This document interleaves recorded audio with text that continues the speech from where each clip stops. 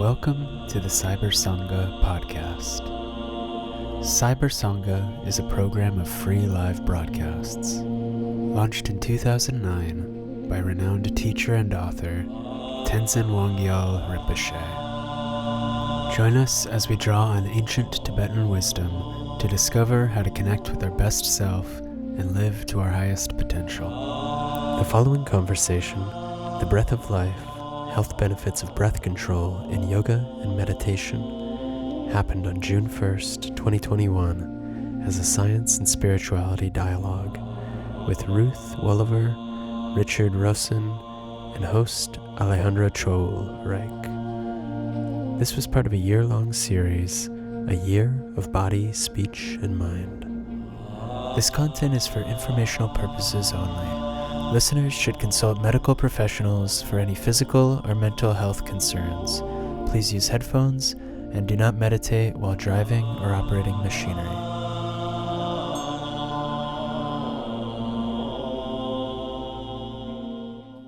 Hi, my name is Alejandro Chaoul, and welcome everyone to our Cyber Sangha dialogue on breath. So as some of you know and have been joining us for this last year, we've been doing every month a program on body, then on breath, and then on mind. And it's not just about the dialogue, but we have the full moon practice on that topic, and followed by a teaching by Tenzin Wangyal Rinpoche and a dialogue. So we now kind of restarted that body, breath, and mind. So last month, we had Cindy Lee, a yoga teacher, and Jeff Dusek, a researcher, on the topic of body. Today, we have the topic of breath. We have Richard Rosen, a yoga teacher, Ruth Wolever, a researcher, and we really look forward to this dialogue today. The topic, as you know, it's the breath of life, health benefits of breath control in yoga and meditation. Usually, Tenzin Wangyal Rinpoche joins us in these dialogues, and he was here briefly, but he's at the airport, and between the trying to be safe and being with the mask and being in line to get into his plane, he really apologized that he could not join with us today. So the panel today, I'll introduce both speakers and start asking them both some personal questions about, and then professional questions. And then actually we'll also, at the end, have a beautiful practice by Richard. So let me introduce the speakers for those who don't know them. Ruth Wolever is a professor of physical medicine and rehabilitation at Vanderbilt University Medical Center. She's also serves as the director of the Vanderbilt Health Coaching, and she's the interim director of the Osher Center for Integrative Medicine at Vanderbilt. We'll talk about some of these issues within integrative medicine, and she specializes in integrative treatment of chronic pain. She has a secondary appointment at Vanderbilt University School of Nursing and an adjunct associate professorship at the Manning Medical School. She's also the chief science officer of Mindful Inc., which is a founding member, and she's a founding member and former inaugural president of the National Board for Health and Wellness Coaching. She's really well known nationally and internationally for her activities, both in coaching and integrative medicine. That's how I originally met Ruth in these conferences. She is, as you probably read in her bio, nationally board certified health and wellness coach. And her really, and we've been working with Ruth lately, you might have seen her in some of our other dialogues and courses on this aspect of the intersection of mindfulness and mind-body practices, patient empowerment, and interprofessional training. Particularly with patients in chronic conditions. Richard is a really well-known yoga teacher, particularly focusing on breath, on pranayama. He began his practice of yoga in the 80s at the yoga room in Berkeley, where he still lives in Berkeley. And he started teacher training with BKS Iyengar, a yoga institute in San Francisco, He graduated in 1983. And with his friend Rodney Yee, they opened Piedmont Yoga Studio in Oakland, and which went on until 2012. He has written numerous articles, reviews for national yoga magazines. He's the author of 4 books published by Shambhala, including The Yoga of Breath, a step-by-step guide to pranayama, beyond the fundamentals, original yoga, rediscovering traditional practice of hatha yoga. And so, as you know, many of you read in the yoga journal also some of his Q&A. So he's really well known, particularly in this area of pranayama, and it's really an honor to have both of you today. And I know that if Rinpoche would be here, he would be delighted to be in conversation with you. So I also want to mention that behind as we create all this, there's a lot of people, including Milos as technical and Polly helping put it all together. And I know for you observing this, you have a chat master, which is Mariela. So Mariela, thank you for doing that. So let's start as I always like to start, which is a little more personal. So in a way, what got you into these practices of breath? So let's start with Ruth. Ruth, what got you into these practices? Yeah, for me, it was anxiety. A number of times where I actually couldn't breathe, right? Or felt that I couldn't breathe. And I had an anxiety disorder and was introduced to some of these practices actually through my training. I'm a health psychologist also. And so learning a lot about the connection of the mind and the body in graduate school, the very simple recognition that the breath is one thing that we have both involuntary control over and also can voluntarily control, can manipulate.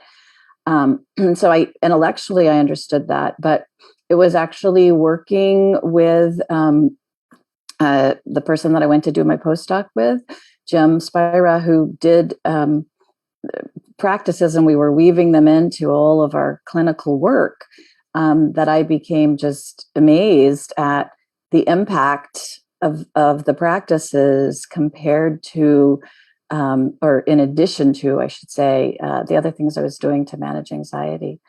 And to this day, I find, just this incredible connection between my thoughts and anxiety and the ability of the breath to really insert a pause in there and then work with that over habituated connection that I like to undo. Wonderful. Thank you. Mm-hmm. Richard, I know in early 1980 you started in getting involved in yoga. What brought you to yoga and really to specialize in breath? Brought me to yoga. You want the long story or the short one? Well, we have time. I was living with a girlfriend at the time, and she decided that she didn't want to be my girlfriend anymore. So I got I got my own apartment, and a few years before that, I was majoring in postgraduate school in humanities. People still majored in humanities in those days. And we were reading books like Martin Buber and these other guys. And there was this one book that came along that I was reading that I just couldn't understand what this man was talking about. It was really poorly on the test. But after I'd moved out of my girlfriend's apartment into my own, and I was sitting around feeling sorry for myself as one does in those situations, I remembered this book that I'd read those years before. And I pulled it down for some odd reason or another and blew off all the dust. And I started reading it, and it didn't make perfect sense, but it made much more sense than it did years ago. And it was a book by Krishnamurti called Think on These Things. And so that got me started reading books by George Gurdjieff and Peter Uspensky. And finally, I landed on this book by a man by the name of Robert de Rock called The Master Game. And in that book, he said that yoga was the best exercise ever invented. And so I lived about a few miles from the yoga room in Berkeley at that time, and I decided to try it out. And, the rest is history, I guess. And that was 1980. And a few years after that, I went to I started my teacher training at the Iyengar Institute. And that's when I started picking up on pranayama. And I don't know why it stuck. A lot of teachers, one of my teachers used to call pranayama mule work. It was pretty boring right at first, I guess, but it stuck with me. And it's interesting that Ruth mentioned anxiety because about 17, 18 years ago, I was diagnosed with Parkinson's. And one of the side effects of that condition is anxiety. And I went to a psychiatrist to see about that. And she gave me, a prescription for anti-anxiety medication. And I went to the pharmacy to fill the prescription. And while I was there, I decided to treat myself to a chocolate bar. And I went to pay for both the chocolate bar and the anxiety medicine. And it turned out the chocolate bar cost more than the anxiety medicine. And I thought maybe that was an indication there was some problem there.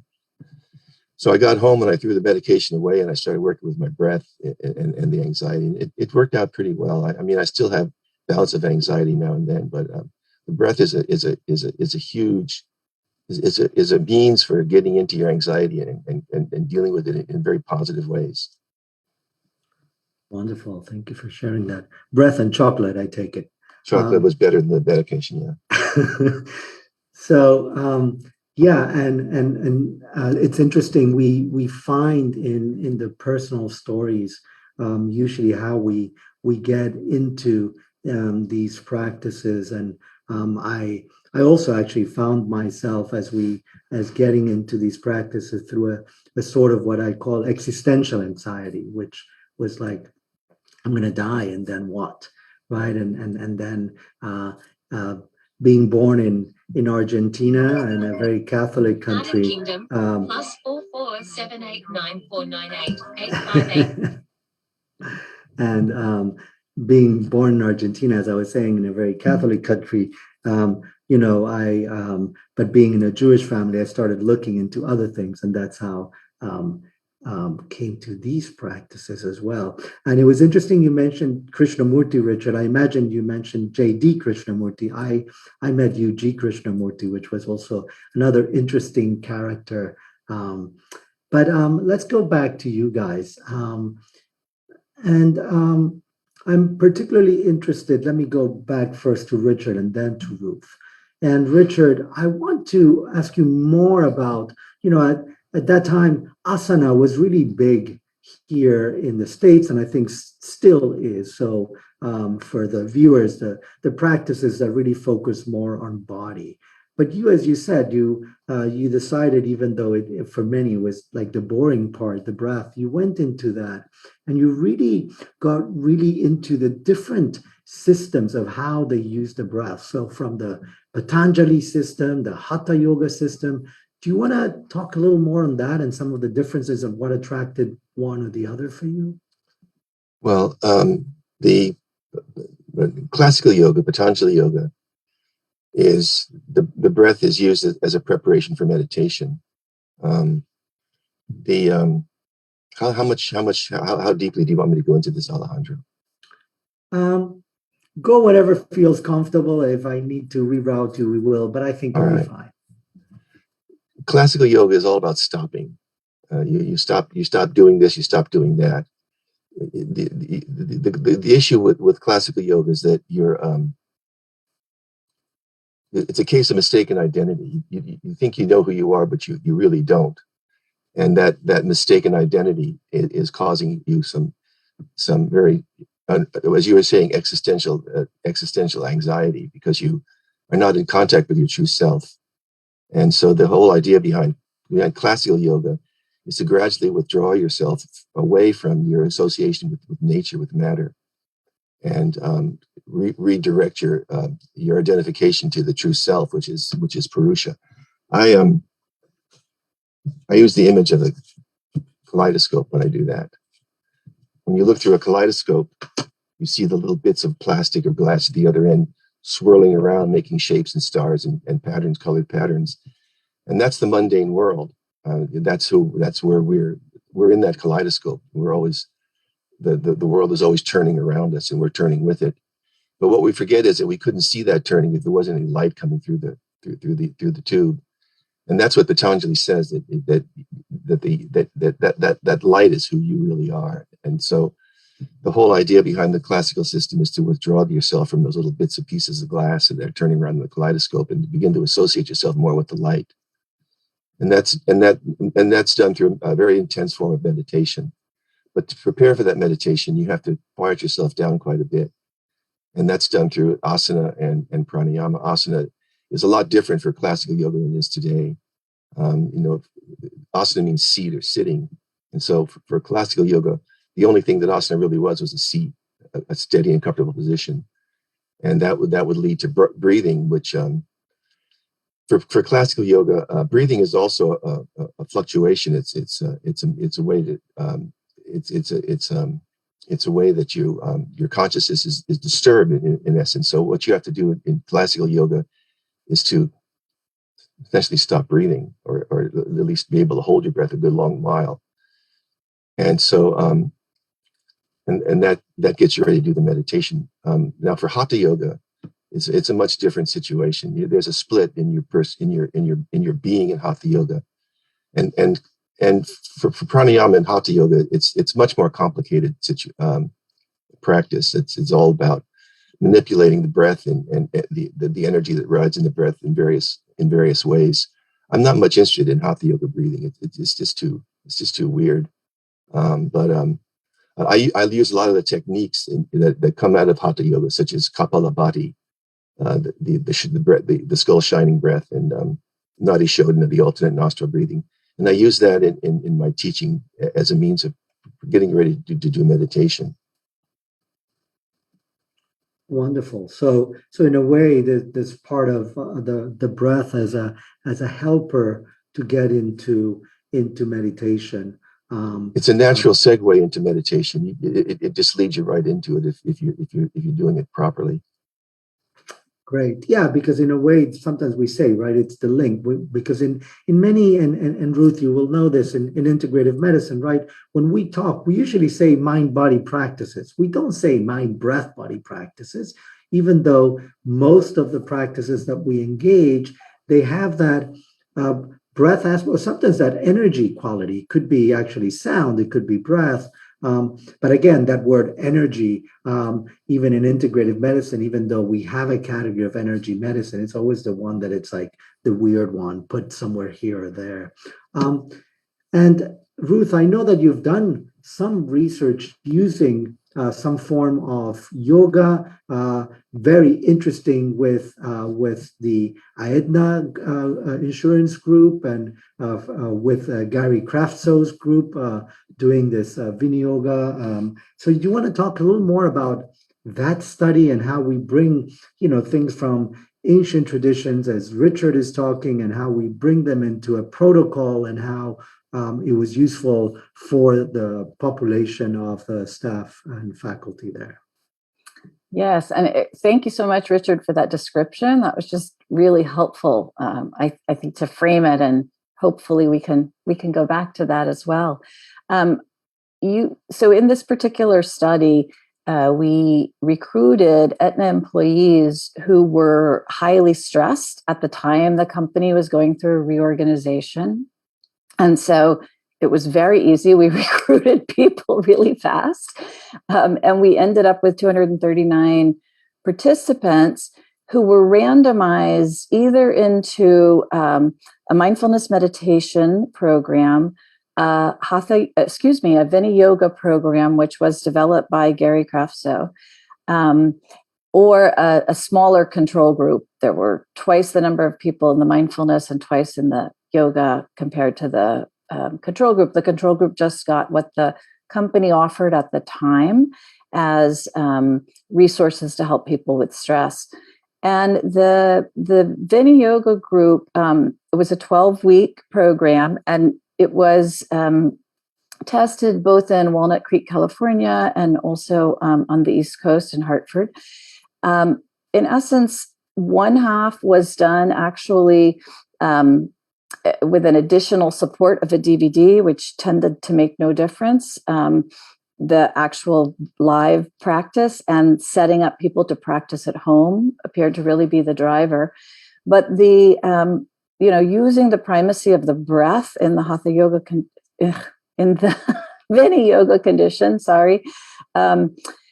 was really the way in to help people to manage their stress. So in addition to the primacy of breath, breath is, as Ali was mentioning, really the median for movement. And I think Richard put it in really, really beautiful words, that it helped people kind of soothe the nervous system, right? It helped people get to a place where they could meditate. And so the sequencing of the postures is very much adapted and driven by a use of the breath. And Richard can probably explain this much better than I. But at a high level, the pattern of breathing is used to help people produce the results that they want. It's also aligned with the individual's goals. And on a sort of group level, the goal was, a lower level of stress. But then within that, individuals had their own, of course, reasons for wanting to pursue this. There was an assessment team that collected not only paper and pencil measures, people self-reporting on a number of things like their perceived stress level, their difficulties with sleeping, their pain levels. And we were not recruiting people for pain, but it's such a common condition that a number of people had chronic pain. We weren't recruiting people for difficulty sleeping, but there is such a high comorbidity between difficulty sleeping and high stress. So of course we had a lot of that as well.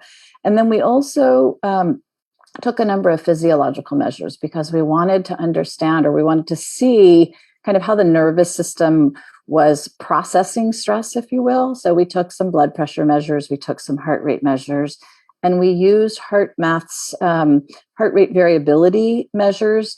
So what happens when you are, healthy and functioning really well, you have a very smooth increase and decrease in your heart rate, and you have more variability to be able to respond to whatever stimulus you have. So you can move your heart rate up or you move your heart rate down.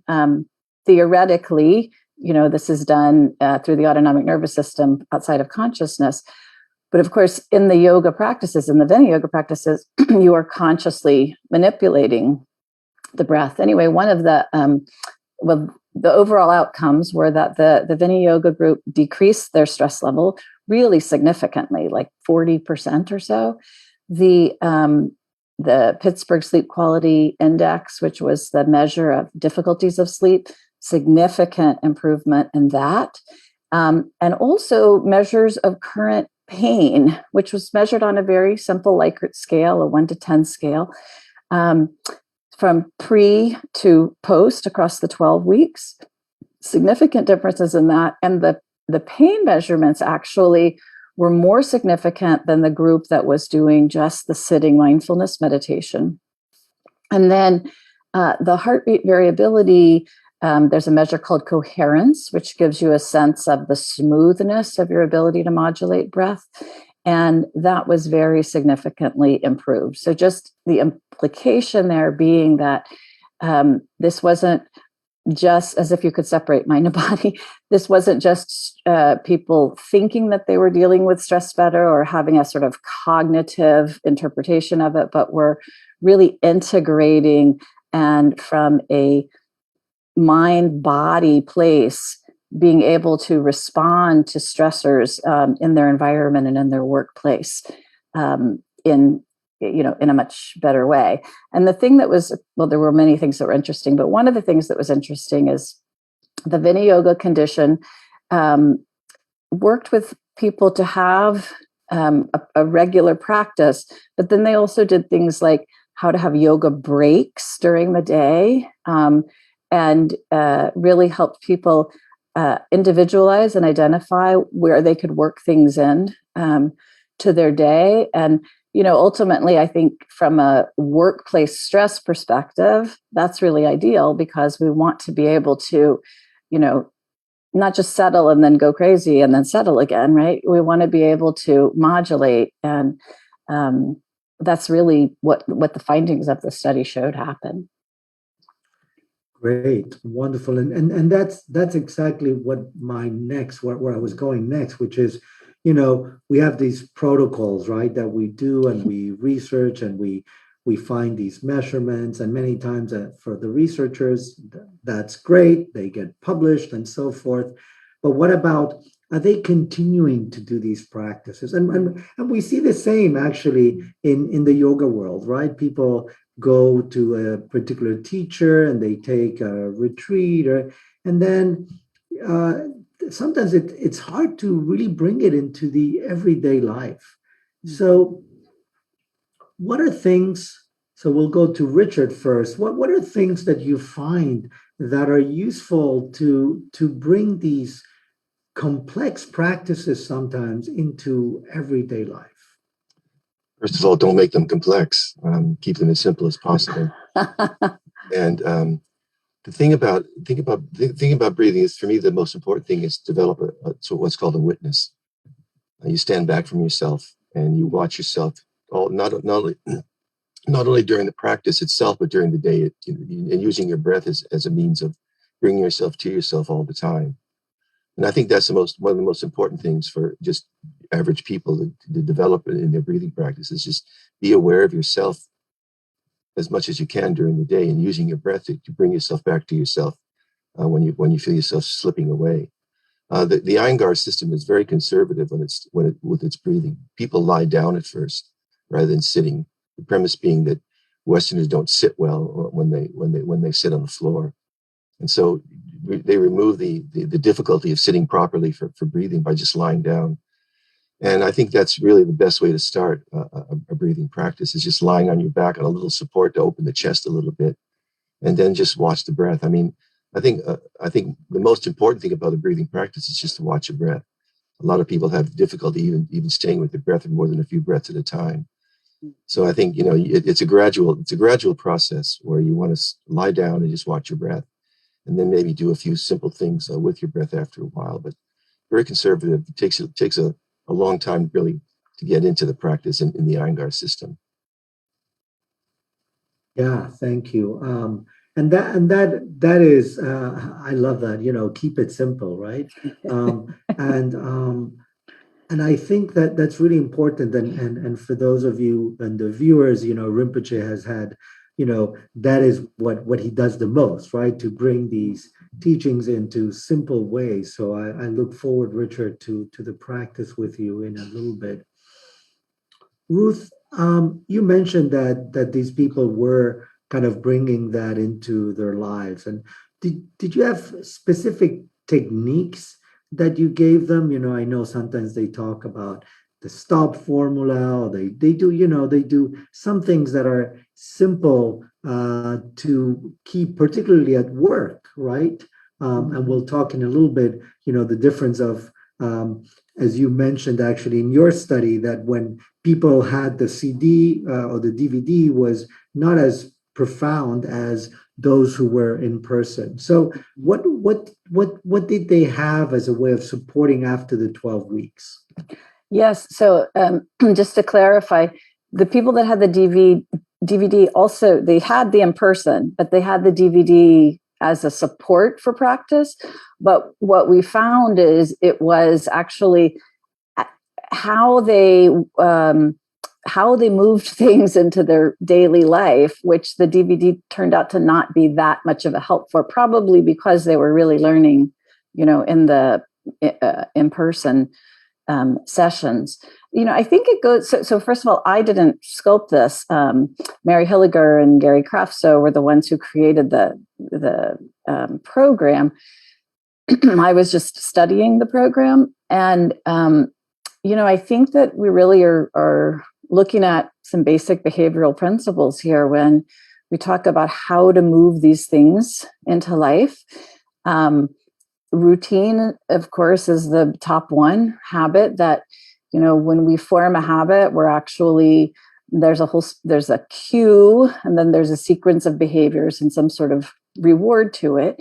And when you've done the cue and the sequence of behaviors and gotten the intrinsic reward enough times, the brain actually stores that information in procedural memory, in a different kind of memory. So just the cue kind of sets it off. So forming a habit where same time, same place, as the sort of foundational or baseline habit that you do. This is the sort of daily practice, as it's called.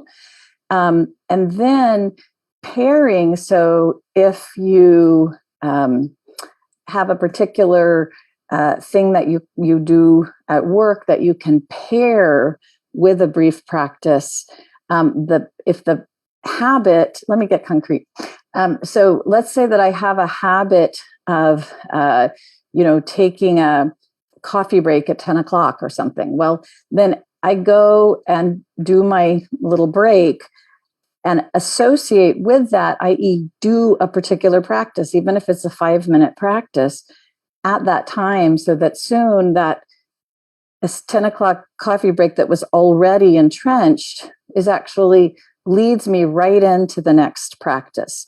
On a more simple level, if you you have a container of pens on your desk and you put a pen in, and that's your cue to take 5 deep, very intentional, witnessed, I love that word, Richard, breaths, that you're sort of developing that habit of, there's a little thing I do, it reminds me of a little sequence.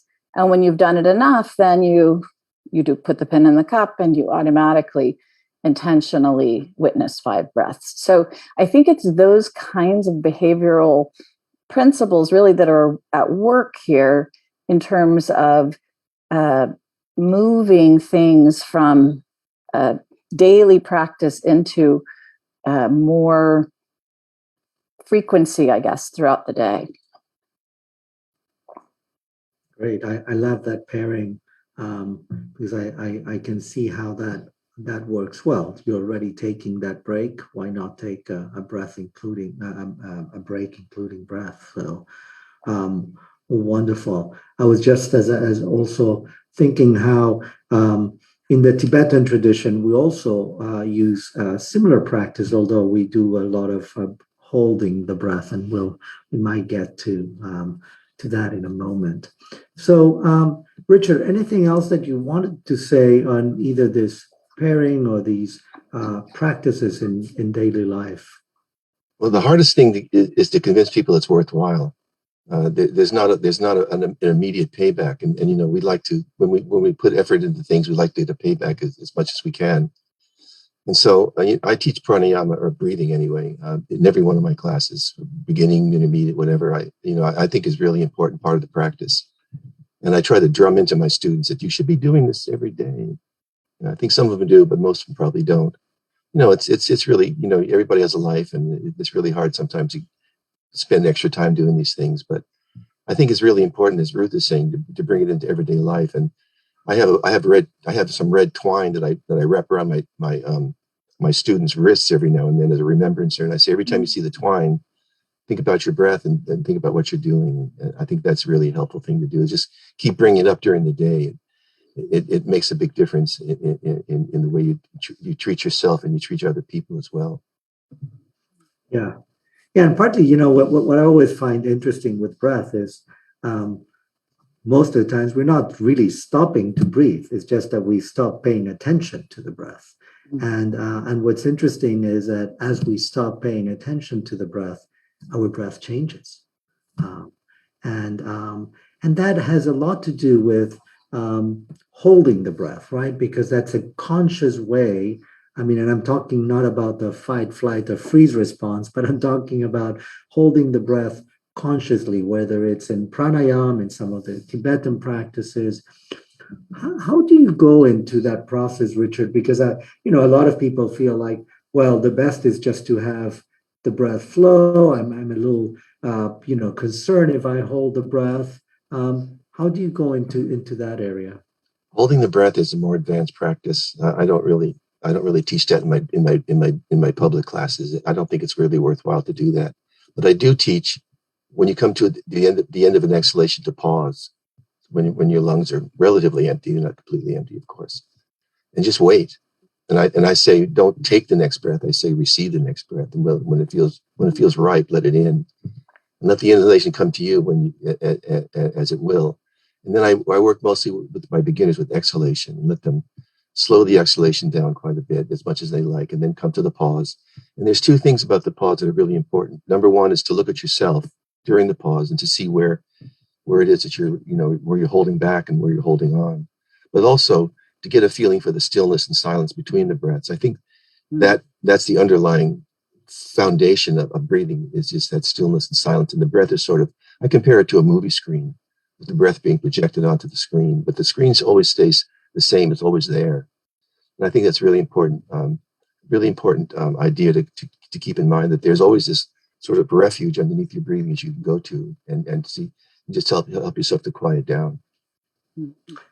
Yeah, beautiful. And that's, in a way, when in the Tibetan practice, and I'd be thinking if Rinpoche would be here, he uses these words, stillness, as the body becomes still, and in a way the sound gets into the silence, as you're saying, Richard. It's a great place to, as you said, like bring it in or invite it in, like you're ready to now invite that breath consciously in that stillness and that silence. And that's part of the practice. So, and I agree that, holding the breath is a more advanced practice. And in our Tibetan yoga, we have a lot of, sometimes it's almost like a pausing, holding the breath, but then also there's retentions. What I also, and as we were talking offline before, I find that it's really difficult to really assess when you teach in these ways, when you teach online, right? Because you can't really see what's going on. As you've been, both of you, online doing these practices, and I don't know if Ruth, if the protocol, that one or others you've done online, what have been the challenges and what have been any kind of benefits that you weren't expecting from teaching online, particularly on the breath, if I may ask? So, well, I've been teaching breath work in two ways. So one is with my trainees that are working on health coaching. We work with breath and particularly mindfulness as the way of developing therapeutic presence. So the way of helping people actually get there and know they're there, and then hold the space for someone else to do their own discovery work. And what I would say in that is there's certainly a helpful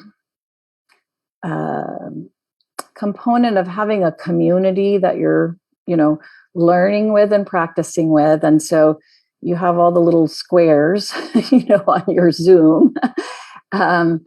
And I think people are invited, they feel a little more courageous about trying it, even if it seems weird to them, because others are trying it with them.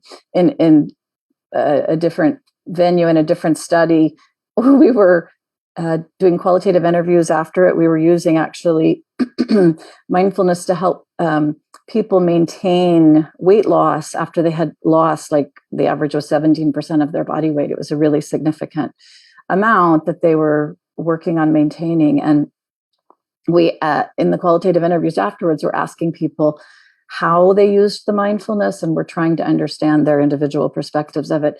And one woman said, well, when you first said this to us, and this was done in Durham, North Carolina, when you first said this to us, it's like you said, I'm going to take some peanut butter and put it on my nose, and I want everyone else to do the same. She said it was just that weird. And I thought, there's no way I'm going to do this, But then I looked around, I was like, oh, everybody else seems to be fine with peanut butter on their nose. So I guess I'll go ahead and try it. So I think that component is still very much present, in a Zoom situation. I think that one of the things that happens with Zoom is, we are so vigilant that about not necessarily, we're more vigilant to the external, right? Like, is my head centered? Am I looking at the screen, et cetera, which is something that does take energy, and we don't have to do that in the bricks and mortar kind of situation, right? So I think that energy is freed up to do different kinds of things when we're in person that, is just sort of a function of Zoom and the artificial nature of what we're attending to. And then sometimes I'll tell people to turn their cameras off if they want, if that will help them be more internally focused. And a lot of people take that, invitation. But then, of course, as the leader, you have no idea what they're doing, right? So it's might not even be there. Right. It's a mixed bag. As a matter of fact, one day I was teaching, this was a pretty large class that day. It was kind of a talk anyway. There were, 80 or 90 people there. And I was literally saying, there's nowhere to go. There's nothing to do. When I glanced up at the thing and saw that I had been disconnected for like 2 minutes. And so when I got back online, fortunately, one of my co-faculty had just jumped right in. She said, I thought to myself, she likes to be quiet, but this seems like a long time for her to be quiet. And then she just picked up on leading the practice. Wonderful. Yeah, it's good to be able to jump back and to kind of and continues. That's one of the beauties in Zoom, I guess. Richard, what has been your experience in teaching these practices by Zoom or any platform? Well, for one thing, people who black out their screens, really hard to adjust them. It's up to them. I have no control over that. But the main thing for me is, tell people to be careful. Especially with breathing. That's one thing I continually reinforce, and that is, breathing is good for you, but it could be bad for you as well if you're not paying attention. And the main thing is not to force with the breathing. People, you can force yourself with asana a little bit, push yourself past limits, but with breathing, it's a little bit different situation. And I'm really very cautious about breathing online, because if you can hit the wrong button when you're breathing in certain ways, and it can cause some discomfort, and that's not a good thing. So the good thing about being online is that I can pull in students from all over the country and all over from Europe as well, because I travel there as well. So that's a good thing. But the bad thing is you really can't get up close and personal to anybody, really see what's going on. Sort of a superficial adjustment. But it's better than nothing, really. And in a way, here we are in a Zoom where there are people from all over the world. And can I invite you to lead us into a 8-10-minute practice? Certainly. Yeah. And I know that in this platform, we don't even see the other people, but hopefully they'll enjoy this. And so we would really love for you to guide that. I would ask you then. I'm sorry, Richard. I was going to say, feel free to correct me. I'm one person you can see here. I'll take that. I'll take that under advisement, Ruth. Thank you. I would ask you then to all close your eyes and bring yourself to yourself. I think the most important thing to start, Ruth was saying before, just a little bit ago, there's nothing to do, nowhere to go. And I think that's exactly the words I use when I teach my breathing practice. And that is, the first thing you want to do is bring yourself to yourself and just look at yourself from a distance, with the witness looking down on you. And just get a sense of who you are at that moment without really worrying about anything else. Just close your eyes. And it takes a while to get yourself into yourself sometimes if you're not used to doing that. And most of my students by now are. So I spent about a minute just looking at yourself, being quiet. And then after that, I ask everybody to bring their breath into the foreground of their awareness. And this is the first stage of the breathing practice. And that is just look, nothing else. You have to just observe. Krishnamurti calls it choiceless awareness. You're just observing your breath and not making any comments about it, not trying to criticize or improve it in any way. You're just watching what's going on. And looking to see where the breath moves inside the torso and where it does. And sometimes I ask my students to clean out their torso, so that the image that I want them to use is the breath is moving into the entire extent of the inner torso, just to see where the breath seems to move easily and where it doesn't. But don't do anything about it. Just pay attention to those places where it feels a little sticky. Just watch, and just watch and watch and watch. And then after a while, I'll ask you to start to focus on your exhalations a little bit more. Don't change anything quite yet, but just get a sense of the length of your exhales. And just watch. You can count them out if you want to. Just get a feeling for the average length of your exhalation. And then when you feel ready, start to lengthen the exhalation out a little bit. So this is the first purposeful thing I'll ask you to do with your breathing, and that is just to stretch out the exhalations a little bit, as much as you like. And then come to the end of each exhalation and just pause and don't do anything. Just wait. Now, at first, you feel very calm, nothing going on. And after a little while, you start to feel an itch. You start to feel a little bit of an urge. And that's the inhalation bit starting to build up inside yourself. And you just wait. I compare it to a wave growing coming in from the ocean. It starts to build and build and build, and just eventually it crests over itself, and you're ready.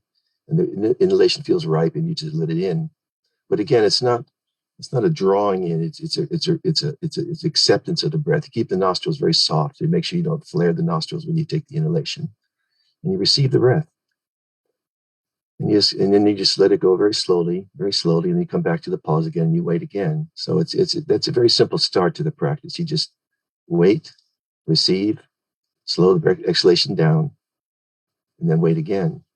But remember, when you're in that pause, waiting, not to do anything else, just look at yourself, just wait and look. And eventually, everything starts to quiet down, which is a really good thing. And then I ask my students to come back to everyday breathing, let that all go. You come back to everyday breathing and just watch the breath. You want to check in with your breathing regularly when you're doing these practices to make sure everything that you're doing is making you feel good rather than making you feel unhappy. So you come back to the everyday breathing and just watch the breath a little bit longer. And then usually what I do next is I do some counting breath. And that involves inhaling and exhaling to the same length of time. So I ask them to start by counting to 5. So you start with inhalation, you count 1, 2, 3, 4, 5, slowly, of course, and then you exhale immediately, 1, 2, 3, 4, 5, and then you come to the pause. We do that for a minute or two, just watching the breath, inhaling 5 and exhaling 5. And at the end of each exhalation, just coming to a pause and waiting for the breath to come back to you. Very simple. And then what I do is I start to ask them to lengthen the exhalations out a little bit more. So we start by inhaling to 5, and now I'll ask you to add a count to the exhalation to make it 6, to extend the exhale just a little bit longer. And we do that for a minute or so. So you're inhaling for 5 and exhaling for 6, and we very gradually extend the exhalation by a count for every minute or so. So for now, let's do 5 and 6. And then come to the pause and just wait. And I remind them, if you pass the breath a little bit more across the back of your throat when you're doing this breathing, you'll amplify the natural sound of the breath, and you'll be able to hear the sound a little bit more clearly. In doing so, you want to make that sound very smooth and even from beginning to end. And then after a bit, I say, well, now inhale 5 and let's exhale for 7. So I add a count to the exhalation again. So you have to recalibrate your exhales to make it a little bit longer now. The inhale stays the same. The exhale is gradually lengthened. And then the pause is you pause at the end of the exhalation for as long as you like and wait for the breath to come back to you. And then we inhale for 5 and we exhale for 6, exhale for 8. And we're going a little bit longer each time. And the pause comes at the end of each exhalation. And the main thing is to stay with the breath. Most of the beginning students tend to drift away from the breath fairly easily. So I continue to remind people to keep coming back to the breath. And then inhale 5 and exhale 9. And that's a little bit longer exhalation. And I always remind people that you can stop anywhere along the way. And when you feel like you've had enough, we can stop extending the exhale if you care to, or you can just go back to everyday breathing when you had enough of the breath at all. And then finally we get to the last count, which is 5 and 10, which is the classic ratio. So you're inhaling for 5 and exhaling for 10, and continuing to pause at the end of each exhalation. And you stay with the breath. 5 and 10, 5 and 10, 5 and 10. Keeping the throat soft, the tongue relaxed, the eyes turned down. It's helpful to turn the eyes down if you can.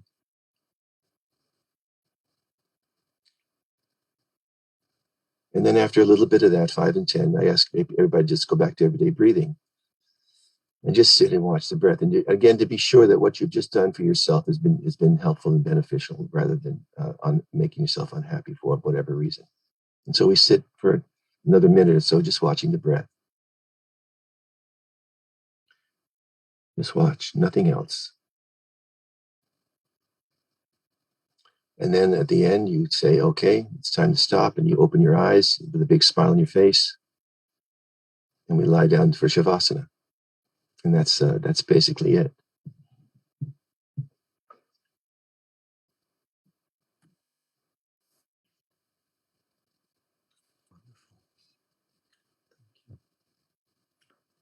So hope for the listeners, viewers, are followed some of that, and maybe are now in Shavasana and doing that.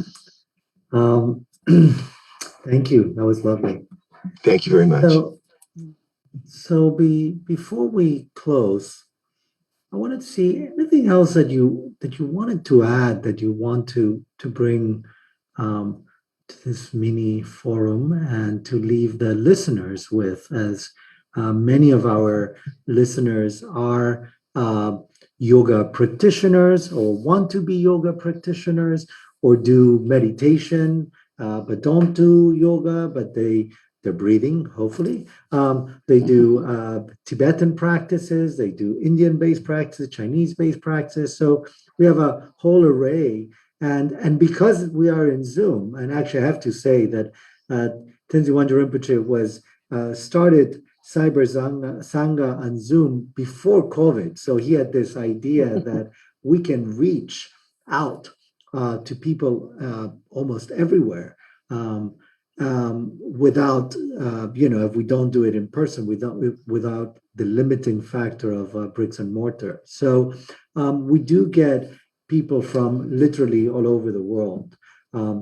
Some are interested in how to continue doing their practices, how to bring them into everyday life, and the benefits. And that's why we try and bring both the aspect of research as well as practice.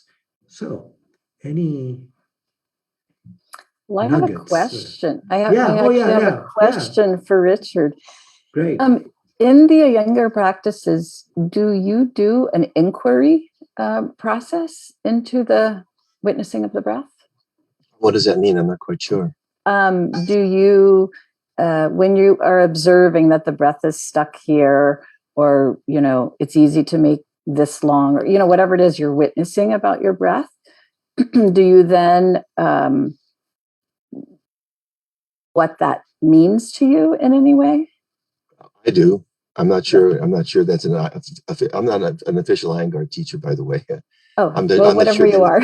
I'm not sure they would want me in their group anyway. The way I teach sometimes. I think it's really important. I think that's self-inquiry is a really important part of yoga practice, obviously. Yeah. And I think it's really important to use your breath to feel into those places where you feel the resistance. There's something there. Yeah. That I'm sure you know that. And that, you have to be very careful when you deal with things like that. You're not quite sure what it might be. And, you don't want to, willy-nilly start popping yourself open in certain places, because who knows what's going to come out. Right. But, it's sort of like I compare it to like a wedge. and you start to pry things open a little bit. But you always play the edge, and always be willing to back off when things don't seem to be going well. Mm-hmm. And and things can go really south pretty quickly with the breathing if you're not really paying attention to what you're doing. And that's when you really want to seek out the help of of an experienced teacher, Mm-hmm. rather than trying to blast through it on your own. Yeah. I think what you said about making part of your a habitual part of your, there's good habits and bad habits. And I think, having a breathing practice just without even questioning whether you're going to do it or not, just to get up and do your practice in the morning, which is what I do every morning. Mm-hmm. And, I think that's a really good habit to get into. Yeah. Thanks. Thank you. It's interesting when at our Osher Center, when we're working with people with chronic pain, one of the things that I've observed is that when we add a little movement to it, it's much easier for people to get into it, right? So, it's a very simple movement, whether it's like, using your hand while you breathe in and out, or a very, simple rub down your leg or something, versus for years I didn't have movement in the practice. I mean, I had movement in the breath, but I didn't have other kinds of movement. Practicing mindfulness, really kind of devoid of movement. And that's been just a really fascinating thing to see how much people can actually dance with it more than when there is no movement to it. Yeah, that's interesting. I have an exercise where I have people put their palms on their over their diaphragm and on their the lower ribs, upper abdomen. And when they inhale, I have a visualized diaphragm as being a circular in shape, and expand the circle out. But using their hands by spreading their palms as they're inhaling, and then as they exhale, to keep the palms spreading and release the diaphragm very slowly.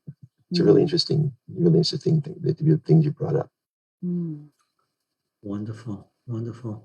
And one of the things as we bring the self-inquiry to, what I find is we don't want to also create any stories, right? I mean, like, oh, it's stuck here. Oh, this is probably because of blah, blah, then you're not really in that witnessing, observing mind either. Exactly.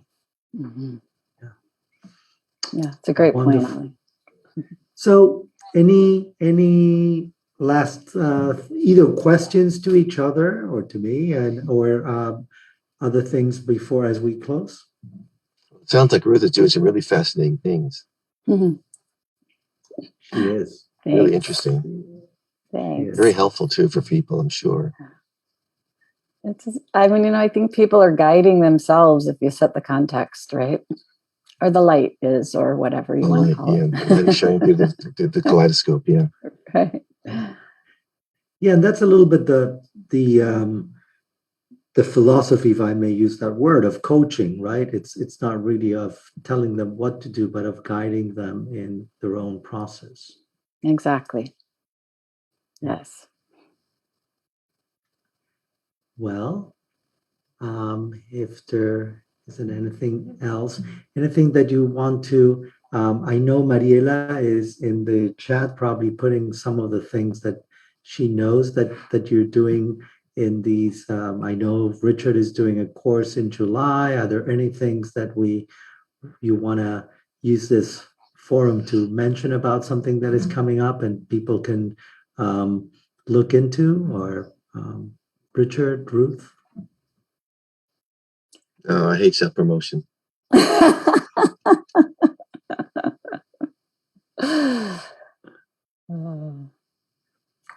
Okay. Yeah, Ruth, you were going to say something. I was just going to say we do the coach training, which has a lot of mindfulness in it. We start it twice a year, but it's a very long. People are with us for a year and a half. It's a significant commitment. But you can find it online if you look up health coaching at Vanderbilt.